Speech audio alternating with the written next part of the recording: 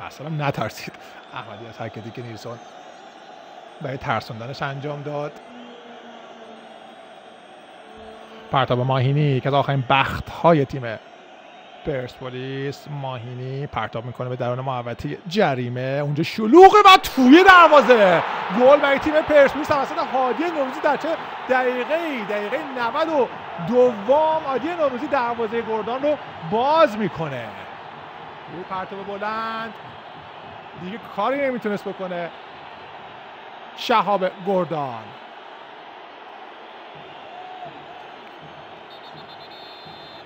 رکورد شکست ناپذیر یحیی گل محمدی ادامه داره. هادی نوروزی چهارمین گل فصل خودش رو به ثمر میرسونه در دقیقه که دیگه جبرانش خیلی سخته. به تیم 10 نفره سپاهان با هم نگاه میکنیم. پرتاب بلند اونجا تو شانسی هم افتاد مقابل پای نوروزی و او دروازه گردان رو باز میکنه.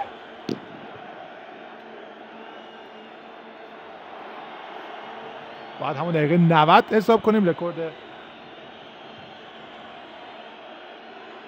شهاب گردان 554 دقیقه باقی میمونه و شکسته میشه. حالا باید ببینیم که مهدی رحمتی روز پنجشنبه در موقع نفت آبادان چه خواهد کرد. اینجا که تو بولکو برخورد کرد به شکلی تصادفی در مقابل پای هادی نوروزی افتاد و